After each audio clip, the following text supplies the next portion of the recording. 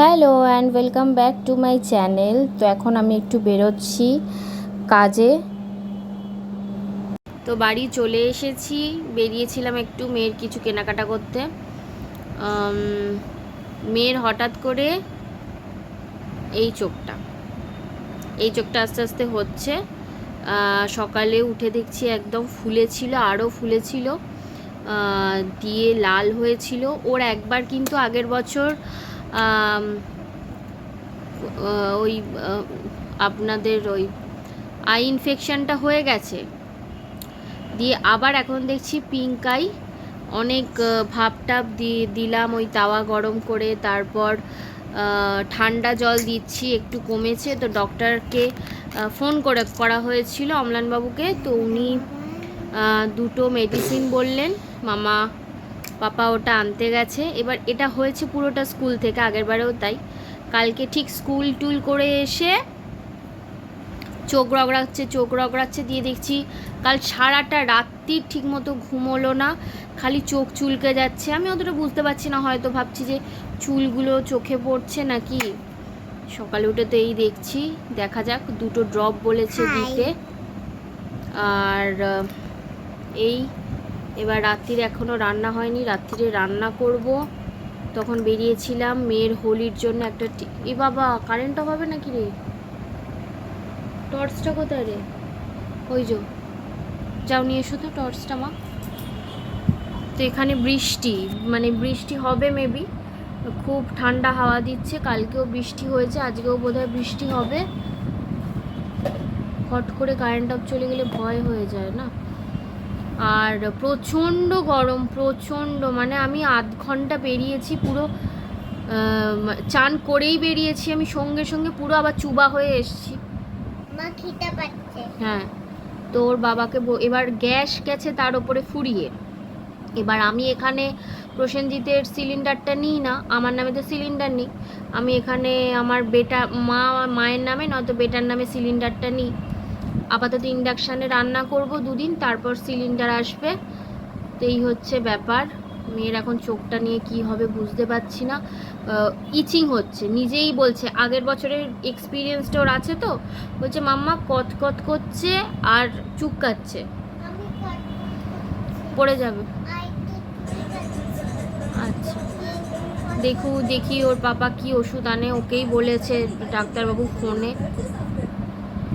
তো এখানে এই মেডিসিনটা নিয়ে এলো প্রসেনজিৎ, মিলফ্লোডেক্স। এটা নতুন ইউজ করবে, আগেরবারেও এটা ইউজ করেনি। এটার প্রাইস 193। দুটো বলেছিল, তার মধ্যে বলেছিল যেটা পাবেন সেটা। তো এটা হয়তো পেয়েছে, তাই এটা নিয়ে এসছে। চললো এবার। বৃষ্টি পড়া শুরু হয়ে গেছে। যে ওষুধ এনেছিলাম সেটা ভুল ওষুধ, সেটা মানে প্রসেনজিৎ যেটা এনেছিল শুনতে পাইনি ফোনে। তো সেটা বড়দের ওষুধ, আবার নিয়ে এলাম এটা ছোটদের ওষুধ। ওই কনজাংটিভাইটিস ওই সবই হয়েছে আর কি। বেটা আছে মায়ের কাছে, মেয়েকে নিয়ে যায়নি, বৃষ্টি পড়ছে, বেটা আছে। তো রাত্রির বাজে এখন 9:25। প্রসেনজিৎ নিয়ে এসেছে সব কিছুর সাথে কাঠি ভাজা আর জিলাপি। ডিনার কখন করবো আমরা জানি না, তাই তো। এখানে ইন্ডাকশানে আমার হচ্ছে চিকেন।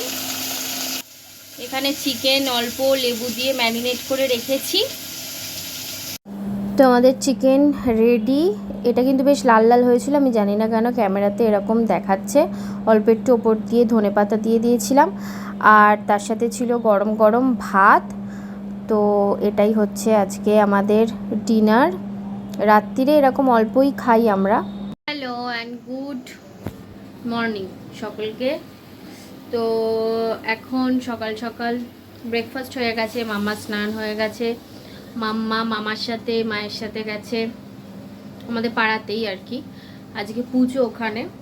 তো বাড়িতে সেই জন্য ভাবলাম যে একটু পোস্ত করে নিই। আমাদের পোস্ত আর ভাত। এবার ভাত করতে হলে আমাকে রাইস কুকারে তো ভাত করছি না, প্রেশার কুকারে করতে হবে। প্রসেনজিৎ সকালে ডালটা করেই রেখেছে, বলেছিলাম ডালটা একটু করে রাখো, তো ডালটা করেই রেখেছে। এখন খালি একটু পোস্ত করে নেবো, পোস্ত ভাত ডাল, এই হবে আজকে দুপুরের লাঞ্চ। মাছ মাংস ডিম আজকে আমাদের এখানে কেউ খায় না, পুজো। এবার কালকে দেখা যাক যেতে পারবো কি না। তো প্রেশার কুকারে ভাতটা করতে গিয়ে না আজকে একটু লেগে লেগে গেছিলো, একটু নিচেরটা একটু ধরে গেছিলো, যাই হোক। আর এটা ছিল প্লেন ডাল, জাস্ট 5 ফোড়ন দিয়ে ডাল, আর এটা একটুখানি পোস্ত করেছি। ব্যাস, চলো আমার ভিডিওটা কেমন লাগলো জানিও। নেক্সট ব্লগে তোমাদের সাথে দেখা হবে। তোমরা সবাই ভালো থেকো, সুস্থ থেকো, নিজেদের খেয়াল রেখো। টাটা।